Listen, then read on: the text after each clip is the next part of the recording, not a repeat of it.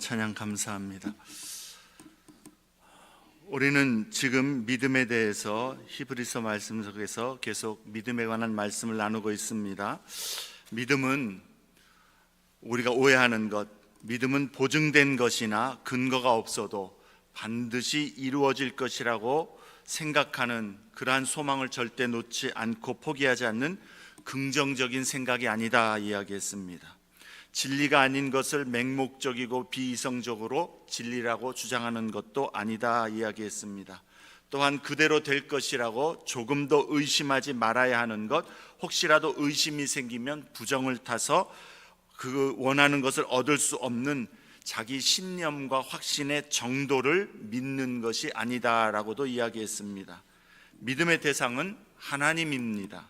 하나님과 하나님의 말씀을 믿고 신뢰하는 것입니다. 믿음은 하나님을 알고 하나님의 성품, 하나님의 속성을 온전히 신뢰하는 것입니다. 또 한 가지 우리가 기억할 것은 성경이 말씀하는 믿음은 신적 존재와의 기브 앤 테이크의 관계가 아니라는 것입니다. 즉 내가 하나님을 섬길 뿐으로 인정하고 예배와 섬김과 물질과 기도를 하나님께 성실하게 드렸으니 하나님은 이제 그 보상으로 나에게 복을 주시어서 나의 삶에 필요한 것, 원하는 것을 들어주시는 혹은 들어주셔야 하는 그런 거래가 아니다라는 것이죠. 내가 그렇게 열심히 신앙생활을 했는데 하나님 어떻게 나에게 이런 일이 일어나게 하실 수 있습니까? 혹은 나의 기도를 왜 들어주시지 않는 것입니까? 이런 말들을 우리는 하는 때를 봅니다. 그런 사람들을 또 만나기도 합니다. 거기에 깔려있는 말의 의미는 뭡니까? 하나님 불합리하고 불공평합니다라는 주장인 것이죠. 내가 하나님을 믿으면 하나님은 나에게 행복 혹은 평강이라는 것을 주어야 마땅한 것이다라는 것, 그렇게 우리가 생각하기 때문에 하나님 내가 드렸는데 왜 안 주십니까? 라고 따지는 거 아닙니까?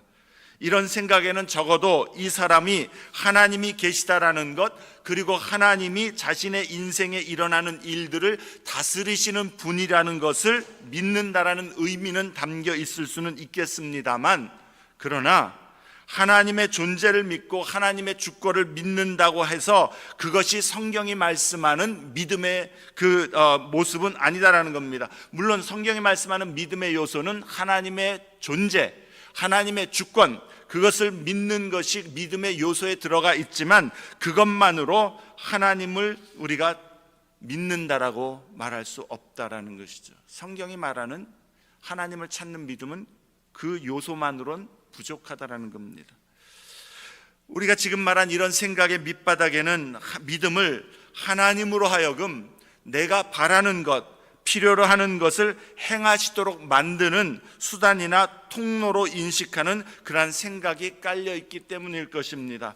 솔직히 그리스도인들이 은혜라는 말을 참 많이 사용하지만 은혜라는 말의 의미를 잘 모르는 것 같습니다. 모르는 경우가 많은 것 같습니다. 은혜란 무엇입니까? 은혜란 받을 자격이 없는 자에게 값없이 베풀어 주는 것이 은혜입니다.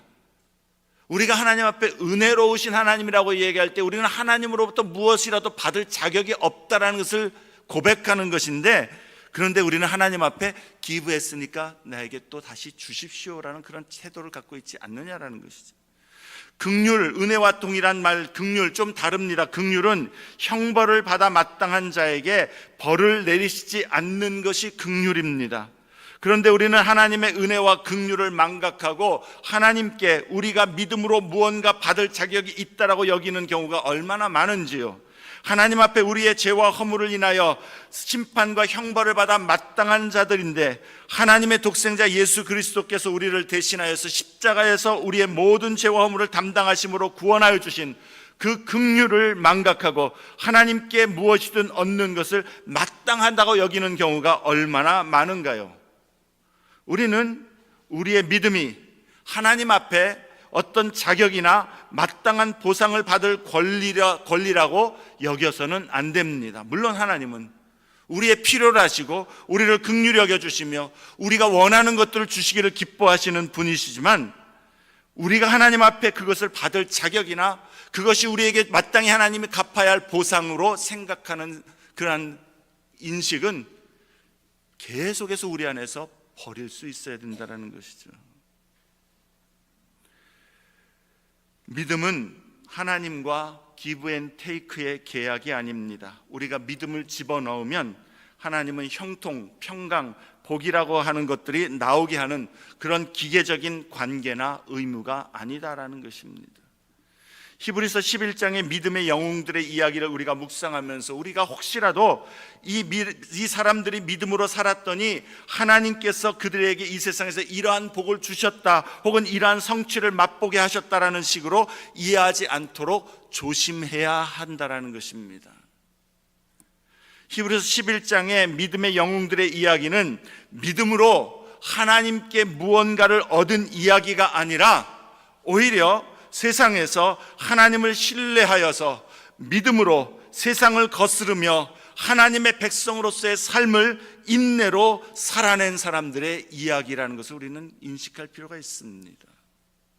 히브리서 말씀을 받는 원래의 수신자들, 이 청취자들은 그들의 믿음으로 인해서 핍박과 어려움, 고난과 문제 가운데 있는 신앙인들이다라고 이야기했습니다. 그들은 너무 힘들고 외롭고 어렵고 낙심되어서 이 기독교 그리스도를 믿는 신앙에서 다시 유대교로 돌아갈까라는 생각까지도 하는 사람들도 있었습니다. 그러한 사람들에게 히브리서 기자는 하나님의 예수 그리스도 안에서 주신 약속을 끝까지 바라보면서 믿음으로 견디라고 격려하는 가운데에 그 약속의 확실한 소망을 우리에게 심어주기를 원하는 것입니다. 세상과 세상의 요구를 거스르면서 주 예수를 따르는 믿음의 길을 걸어가는 것은 절대로 쉽지 않습니다. 하나님의 백성으로서 이 세상 가운데에 하나님의 백성의 정체성을 가지고 사는 것은 아벨의 시대부터 구약과 신약 그리고 지금까지 언제나 쉬운 적이 없습니다. 세상의 도전과 핍박과 어려움이 있는 것이 당연합니다. 왜냐하면 세상과 하나님의 나라는 부딪힐 수밖에 없기 때문에 그렇습니다.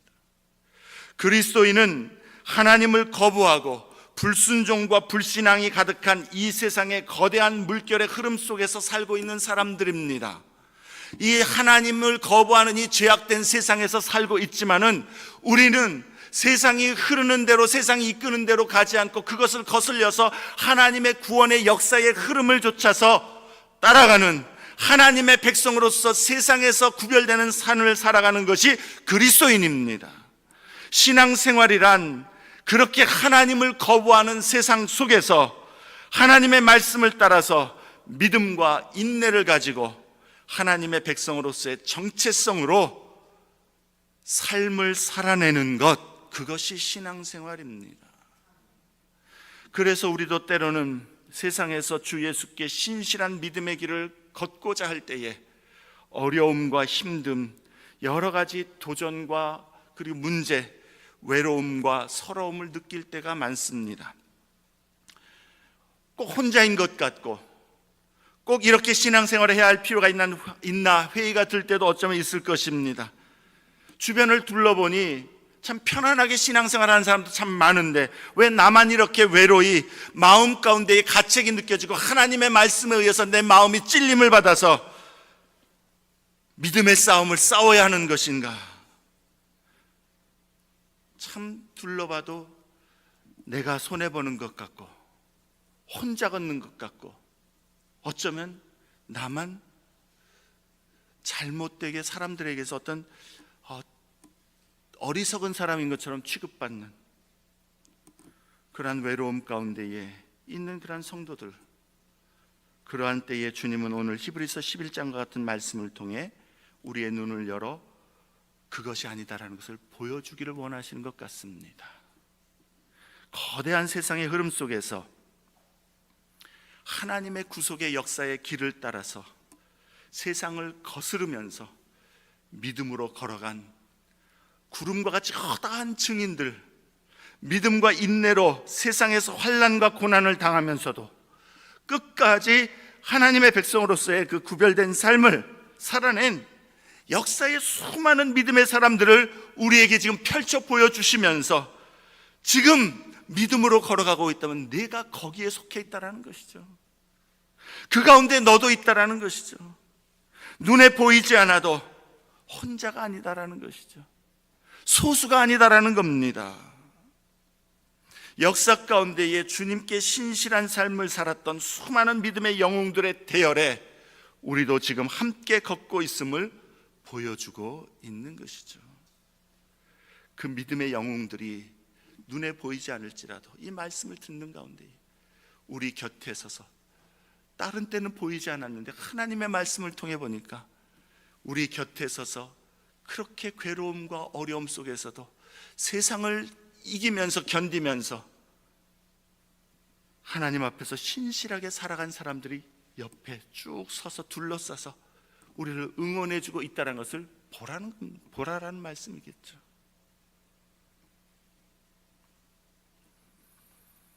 그 믿음의 영웅들이 우리를 격려해 주는 것입니다. 우리의 세대 안에서, 우리가 지금 사는 이 세대 안에서, 여러분의 삶의 현장 속에서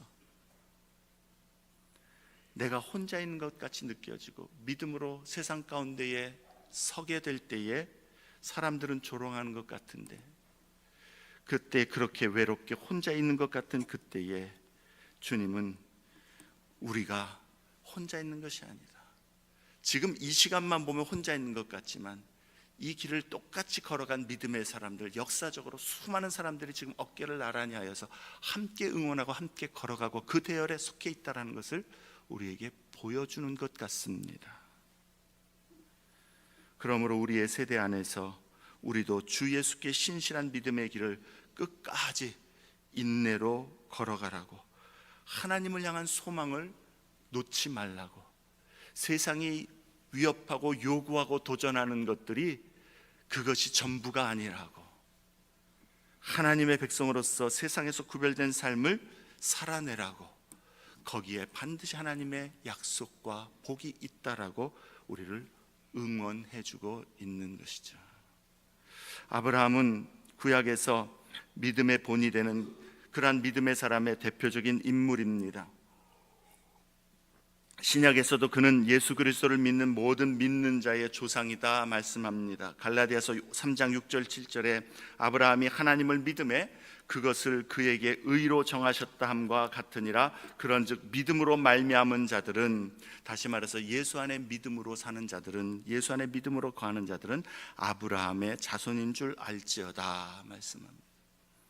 아브라함은 우리에게 이 세상에서 하나님을 신뢰하고 의지하는 하나님의 백성으로서 우리가 어떻게 인생길을 걸어가야 하는가를 잘 보여주는 본보기가 되는 것입니다.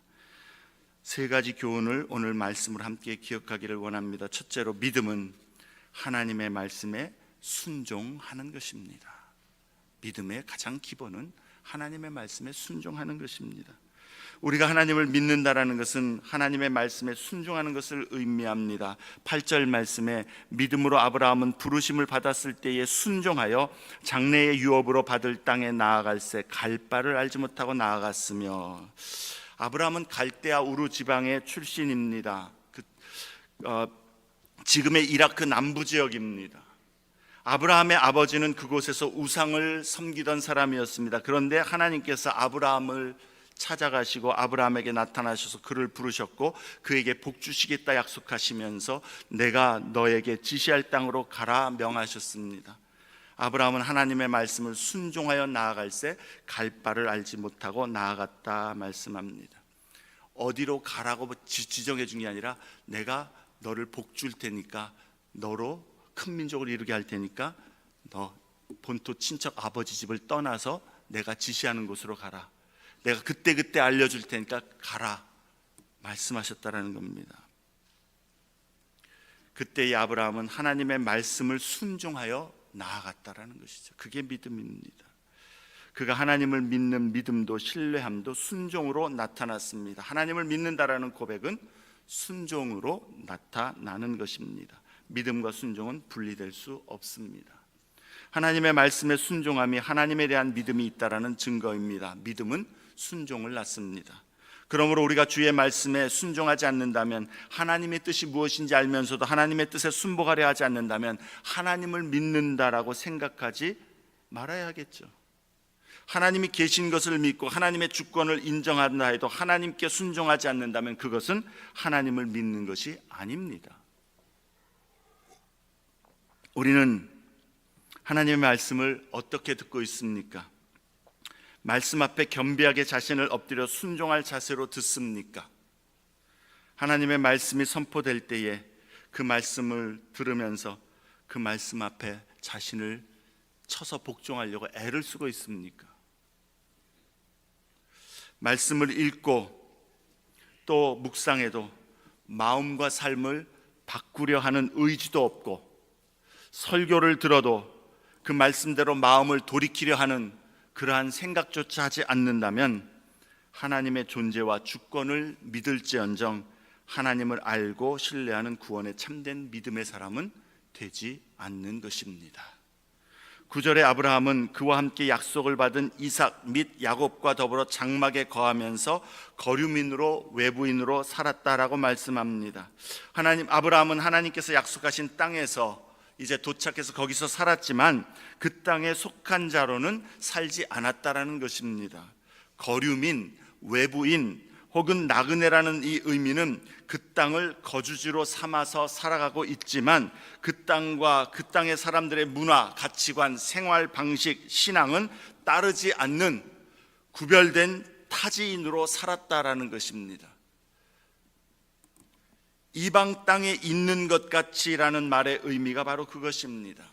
가나안 사람, 가나안 민족, 문화, 신앙에 동조하지 않고서 그는 거기서 철저하게 이방인으로서 어쩌면 스스로 나는 그러한 것에 동조할 수가 없어라고 차라리 따돌림을 당하고 차라리 내가 사람들로부터 주변인으로 물러날지언정 나는 하나님을 아는 자, 하나님을 섬기는 자, 하나님의 성품을 기준으로 사는 자가 되기로 결단하고 그렇게 살았다라는 의미인 것이죠. 아브라함이 그렇게 산 이유가 무엇입니까? 10절에 그는 하나님이 계획하시고 설계하셨다라는 겁니다. 하나님이 지으실, 세우실 터가 있는 성을 바랐기 때문이다 말씀합니다. 하나님께서는 아브라함과 이삭과 야곱에게 이 땅을 주시기로 약속해 주셨고, 모세를 통해서 자기 백성을 가나안 땅으로 인도하셨으며 여호수아를 통해서 그 가나안 땅을 얻게 하셨습니다. 그리고 마침내 다윗 왕을 통해서 예루살렘 성을 세우시고 하나님이 거기에 거하시는 하나님의 성으로 그 성을 세우게 하셨습니다. 그리고 더 나아가서 예수 그리스도를 믿는 모든 이들 안에 이제는 성령께서 함께 거하심으로 우리로 하나님이 거하시는 처소가 되게 하셨고, 이제 장차 그리스도께서 다시 오실 때에 하나님이 친히 자기 백성과 영원토록 거하시는 새 예루살렘 성, 하나님의 나라, 하나님의 도성으로 우리를 인도하여 들이실 것입니다. 그러므로 영원한 하나님의 성이 도래할 것을 바라보는 성도는 아브라함처럼, 그리고 그 아브라함 이후의 모든 믿음의 사람들처럼 이 세상에서 세상에 속하지 않은 자로, 세상에 물들지 않는 자로, 세상과 짝하지 않는 자로, 그리고 오히려 세상을 거스르면서 이 세상에서 거류민으로, 나그네로, 외부인으로 살게 한다라는 것입니다. 우리는 우리의 정체성을, 그리스도인이라는 정체성을 그렇게 인식하면서 지금 살아가고 있습니까?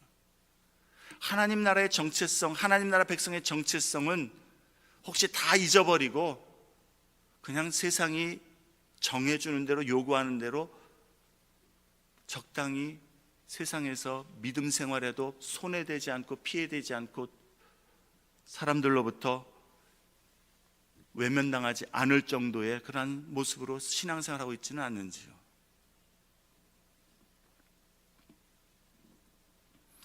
하나님과 하나님의 말씀, 그리고 그 약속을 믿는 하나님의 백성은 이 세상과 세상의 것을 사랑할 수 없습니다. 여러분 안에 하나님보다 세상이 더 좋고 하나님께 헌신하고 충성하며 하나님의 말씀과 뜻을 따라가는 것보다 세상이 나에게 정말 유혹하는 것들에 내 마음이 더 빼앗기고 있다면 그 부분 가지고 하나님 앞에 기도해야 되겠죠. 회개해야 되겠죠. 참 나도 하나님께서 계획하시고 지으실 그 하나님의 도성을 바라보고 그 약속을 붙들고 참 그 나라를 향해서 살아가는 믿음, 하나님을 아는 믿음, 하나님을 경험하는 믿음, 그 믿음을 나도 주십시오. 기도해야 되겠죠. 우리가 세상과 세상의 것들을 사랑하지 않는 이유는 하나님께서 계획하시고 지으실 터가 있는 성을 바라보기 때문이요, 그 성의 복과 그 성의 만족과 기쁨은 이 땅의 세상의 것들로 비할 수 없음을 알기 때문인 것이죠. 우리는 그러한 정체성으로 이 세상을 살아가고 있습니까? 세상에 발을 디디고 있지만 세상에 속하지 않았음을 드러내 보이면서 하나님 나라 백성으로서 날마다 세상에서 살아내는 것, 그것이 우리의 믿음이고 신앙생활이 되어야 하는 것입니다. 그 나라를 위하여서, 주의 영광을 위하여서 오늘 내가 나의 삶에서, 나의 모습 속에서 어떻게 주님을 따르고 주님 앞에 신실할까? 그것이 우리에게 필요한 것이죠. 그냥 내가 예수 믿고 이 땅에서 편안하고 복을 누리며 사는 것은 기브 앤 테이크의 신앙이기가 쉽습니다. 우리 마음에 하나님 나라를 향한, 하나님 영광을 위한 마음의 어떤 사모함과 간절함과 그것을 구하는, 그것을 살피는, 그것이 무엇인가를 물으면서 하나님께 더 가까이 가려고 하는 그러한 중심이 있습니까? 그게 믿음입니다. 세상과 구별된 하나님 나라의 백성으로서 그것의 그 정체성이 우리의 모든 면에서, 말과 행실에서 드러나는 그러한 신앙인이 되어야 하는 것입니다. 두 번째로, 믿음은 하나님의 약속과 능력을 현실보다 더 신뢰하는 것입니다. 11절과 12절은 아브라함과 사라가 불가능한 현실과 상황 속에서도 믿음으로 잉태할 수 있는 힘을 얻어서 하나님의 약속의 성취를 받았음을 이야기하고 있습니다. 아브라함은 99세 때에, 사라는 90세 때에 아기를 갖는다라는 것은 이제는 그 육신적으로 볼 때에 죽은 자와 같았습니다. 사라의 문제는 사실 나이가 많아진 것뿐만이 아닌 것이죠. 사라는 평생 불임의 문제를 가지고 있던 여인이었습니다. 가임기에도 불가능했던 일이 비가임기에는 더더욱 불가능한 일이었지만, 믿음으로 사라 자신도, 이 사라 자신도라는 이 말의 주어가 이 구절에서 어떤 사람들은 아브라함이 주어라고 이렇게 이야기합니다. 해석에 따라서 좀 바뀔 수가 있습니다. 어쨌든 사라일 수도 있고 아브라함일 수도 있고, 믿음으로 사라도 또 아브라함도 잉태할 수 있는 힘을 얻었다라고 말합니다. 그런데 그 이유는 약속하신 일을 미쁘신 줄로 알았기 때문이다. 즉 약속하신 하나님을 신뢰하였고 그가 신뢰할 만한 분이라는 것을 알았기 때문에, 그리고 능력으로 그 약속을 반드시 지킬 분이시라는 것을 믿었기 때문에 하나님이 잉태할 수 있는 힘을 주셨다라는 의미입니다. 아브라함과 사라에게 현실과 상황은 불가능해 보였지만 하나님의 전능하심과 신실하심 때문에 하나님이 약속하신 것을 믿는 자에게 그 약속의 성취를 경험하게 하셨다라는 것을 깨달으라는 것이죠. 여기에 초점은 뭡니까?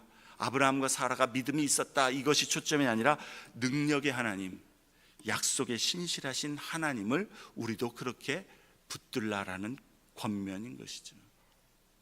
아브라함과 사라는 하나님의 약속을 믿었고 하나님은 그 믿음의 약속의 성취를 상으로 얻게 하셨습니다. 우리는 때로 이성적으로, 우리의 지혜로, 능력으로 판단하는 것이 전부가 아니다라는 사실을 기억할 필요가 있습니다. 하나님의 말씀이 무엇을 가르치는지, 하나님의 약속이 무엇인지를 우리는 살펴볼 필요가 있다는 것입니다. 그리고 하나님의 말씀과 약속이 우리의 현실과 상황보다, 그리고 우리가 판단하는 그 불가능의 그 현실보다 더 확실하고 더 현실적인 미래가 된다는 사실을 붙들어야 할 때가 있다라는 것이죠. 왜냐하면 인간에게는 불가능이고 아무 소망이 없는 그러한 상황과 일들 속에서도 하나님은 불가능이 없고 절망이 없는 분이시기 때문에 그렇습니다. 하나님을 의지하여서 주님의 약속을 붙들고 주님께 믿음으로 나오는 자에게 하나님은 그 불가능과 절망의 상황, 그 현실 속에서도 하나님의 약속의 선하심을 이루시는 전능하신 분이시요 지혜가 무한하신 분이시라는 것을 우리는 늘 기억할 필요가 있다라는 것입니다.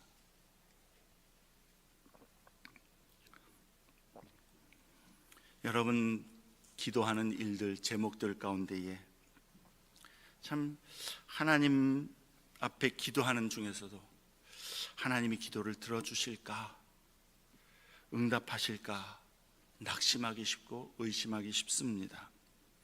오랫동안 기도했고 간절히 기도했고 정말 발버둥치며 기도해왔는데도 하나님이 응답하시지 않는 것 같고, 또 하나님께서 어떠한 일들을 이루시지 않는 것처럼 보일 때 그 상황과 현실 속에서 우리는 낙심하기 쉽고 절망하기 쉽습니다. 그럴 때에 우리는 먼저 하나님의 신실하심과 하나님의 전능하심을 바라보아야 하는 것이요, 그리고 하나님이 약속을 이루시는 분이심을 우리는 신뢰하여야 한다는 것이죠. 여기서 말하는 것은 그렇게 믿음으로 하나님 앞에 구하면 우리가 구하는 그 내용대로 하나님께서 이루어 주신다라는 것을 의미하는 것은 아닙니다. 하나님의 뜻이고 하나님이 기뻐하시는 것이고 하나님의 말씀에 정말 그렇게 하나님께서 원하시는 것들, 내가 기도하는 이 내용이, 기도하는 제목이 그렇게 하나님 뜻에 합당한 것이라는 것을 우리가 확신한다면 그것을 가지고 하나님 앞에 기도할 때에 하나님께서는 우리가 기도한 내용대로 그대로 들어주시진 않을지라도 우리의 기도하는 것을 하나도 땅에 떨어지지 아니하시고 기억하시며 들으시고 하나님의 선하신 지혜를 따라 반드시 응답하신다라는 것입니다. 우리의 믿음은, 우리의 확신은 내가 기도하고 믿음으로 기도하니까 기도한 대로 하나님이 해주신다라는 그것을 우리가 자꾸 바라게 된다면, 내가 기도한 것이 하나님의 뜻이 아니라면 우리는 그것이 이루어지지 않을 때에 낙심하고 절망할 수밖에 없겠죠.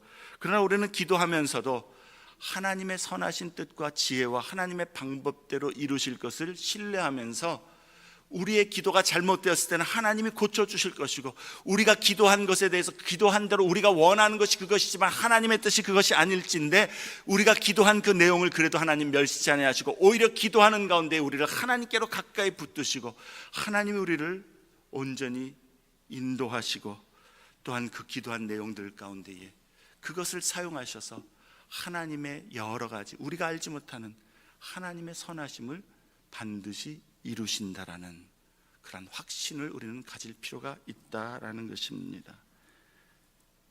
하나님은 자기 백성, 자기 자녀의 믿음의 기도를 반드시 들어주시는 줄로 믿습니다.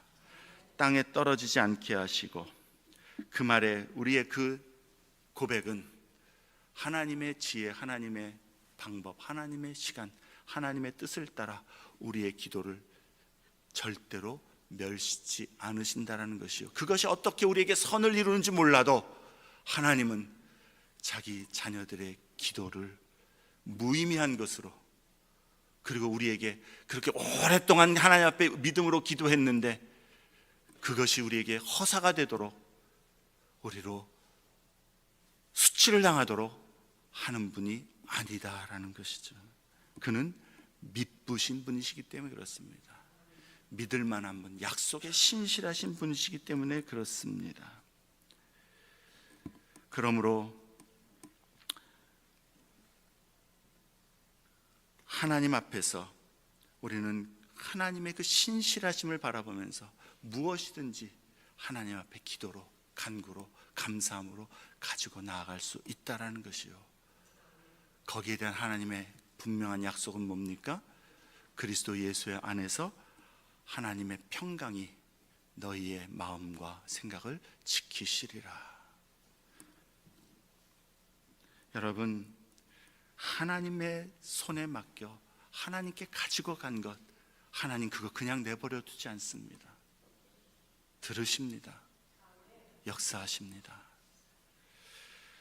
특히 여러분의 어떤 사랑하는 가족을 위해서, 자녀를 위해서, 혹은 부모를 위해서 기도하는 내용들, 오랫동안 기도했는데 전혀 변화되는 것 같지 않고 아무 일도 일어난 것 같지 않아도 하나님 선하신 손과 지혜와 그 은혜와 능력을 믿고 하나님 앞에 계속 주님을 바라보며 주님 손에 맡겨드릴 수 있기를 바랍니다.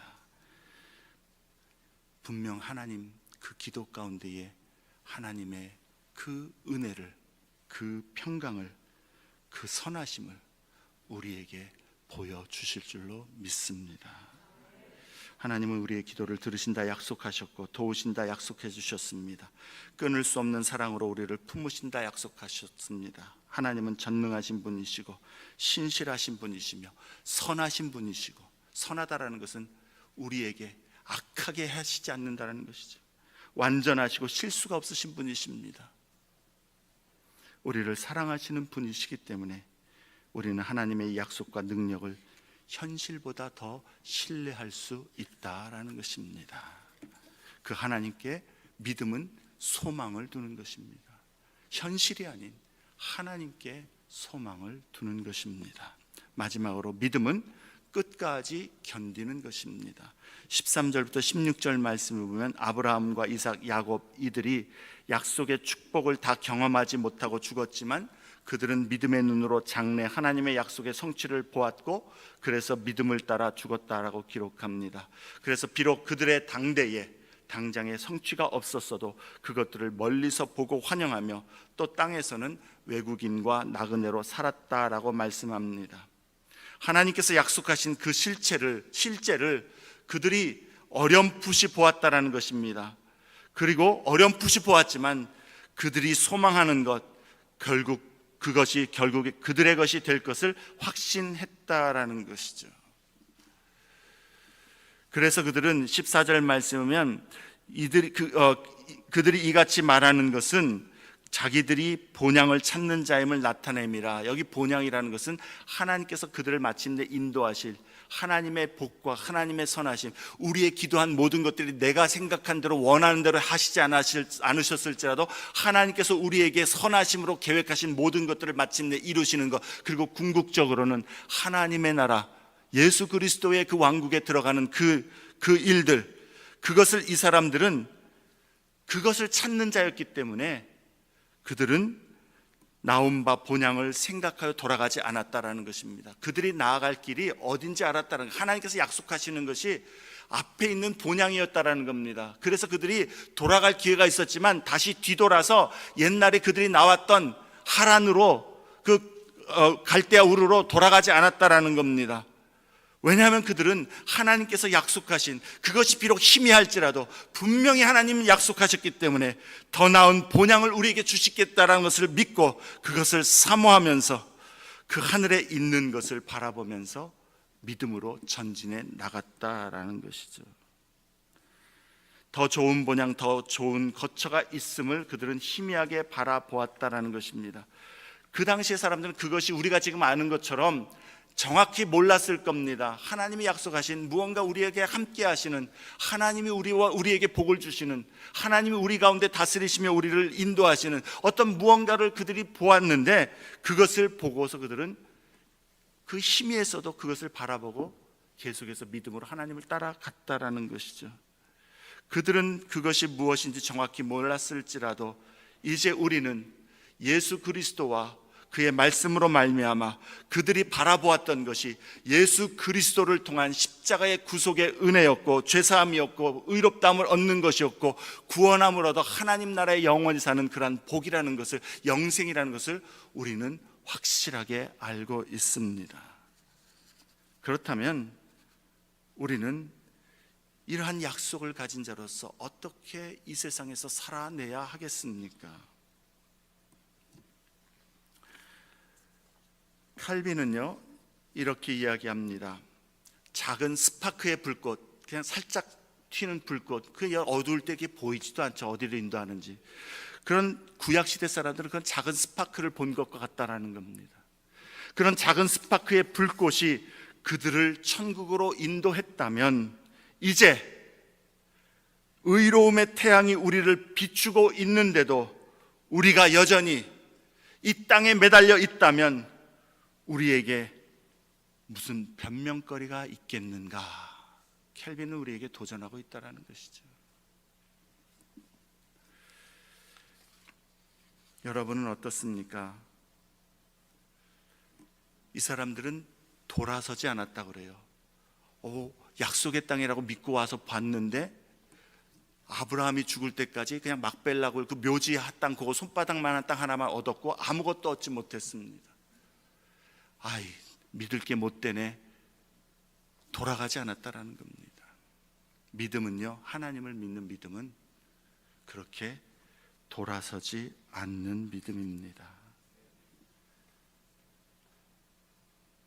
우리의 믿음, 얼마나 많은 사람들이 예수를 믿는다고 그렇게 고백하고 때로는 교회 생활을 오래 하면서도 실망할 때에, 낙심할 때에 하나님이 어떻게 그럴 수 있습니까? 그러면서 돌아서는 사람이 많은 것, 얼마나 참 마음 아픈 일이 아닐 수가 없습니다. 여러분, 근데 우리가 믿는 하나님, 기브 앤 테이크가 아니라면 어떠한 하나님을 우리가 믿는 겁니까? 우리는 다니엘의 세 친구가 풀무불에 던져질 때에 했던 고백, 하나님이 우리를 구원하여 주시리라. 그러나 그리 아니하실지라도 우리는 하나님을 믿는 믿음을 놓지 않겠다. 이게 믿음이죠. 근데 오늘날 너무나 많은 사람들이 뭐라고 얘기합니까?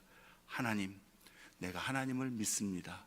그런데 내가 원하고 구하는 것 그리 아니하신다면 나는 돌아서겠습니다. 이런 마음이 얼마나 많은지요. 믿음은 하나님의 말씀, 하나님을 신뢰하고 그 말씀을 신뢰하기 때문에 말씀을 순종하며 이 땅에서 구별된 삶을 사는 것이요, 믿음은 또한 이 땅에서 현실의 상황보다 하나님의 말씀과 능력을 더 현실로 붙드는 것이요, 그래서 우리에게 예수 그리스도 안에서 약속하신 그 영원한 하나님 나라의 약속을 바라보면서 이 땅에서 끝까지 견디는 것, 이것이 구원 얻는 믿음입니다. 지난 주중에 시편 105편과 106편 우리 매일 성경 그 말씀으로 큐티를 계속하면서 새벽 예배 때마다 말씀을 나눴는데, 이 말씀을 묵상하면서 제가 한 가지 하나님 앞에 마음으로 하나님 그렇게 하기로 노력하겠습니다 결단한 게 있습니다. 뭐냐면, 하나님 이제부터는 내게 일어나는 일들과 문제와 상황들을 보고 하나님이 어떠한 분이신가를 판단하는 어리석음을 갖지 않겠습니다. 먼저 하나님이 어떠한 분이시고 하나님이 누구이신가를 내가 먼저 찬양하고 감사하고 기억한 후에 나의 문제와 상황과 일들을 보겠습니다. 저도 그러지 못할 때가 참 많거든요. 결심을 했습니다. 여러분, 렌즈를 뭐를 끼느냐에 따라서 파란색을 끼는지 빨간색을 끼는지에 따라서 보이는 게 달라지겠죠. 상황과 일들이 내게 어떻게 일어났는가를 보면서 하나님을 보고 세상을 보면 우리는 낙심할 수 있고 절망할 수 있고 기브 앤 테이크의 신앙에 머무르기 쉽습니다. 그런데 이제 하나님을 신뢰하고 믿는다라는 것은 성경의 하나님이 이런 분이시다 말씀하신 그것을 먼저 내가 마음께 새기고 그 렌즈로, 그 눈으로 내 상황과 일들을 바라보면서 거기에 생기는 괴리가 있지 않겠습니까? 하나님 선하시다고 했는데 내 삶에 일어나는 것은 너무나도 괴로움이고, 하나님 나를 사랑한다고 했는데 내 삶에 이러한 주신 그 고통과 괴로움이 너무나도 큰 것이기 때문에 이 괴리 가운데에 갈등할 때에 하나님이 이런 분이시기 때문에 이 상황도 이 문제도 이 일도 하나님 성품 따라 주를 의지하는 자에게 주님 일하시고 인도하실 줄로 믿습니다. 이게 우리가 고백해야 될 믿음인 것이요, 우리 하나님은 그러한 하나님이심을 우리는 기억하면서 참으로 그 믿음의 길을 걸어가는 것, 어떤 때는 힘들고 어떤 때는 외롭고 어떤 때는 낙심하게 하지만 구름과 같이 허다한 증인들이 우리의 옆에서 우리도 그러한 길을 걸어갔었어, 우리도 믿음으로 그 길을 승리해서 응원해 주면서 그 끝에 우리 주 예수 그리스도께서 우리에게 약속하신 그 하나님 나라의 영광과 복을 바라보면서 좌로나 우로나 흔들리지 아니하고 주님을 쫓아가는 그런 믿음의 성도들 우리 모두가 되시기를 주의 이름으로 축원합니다. 기도하겠습니다.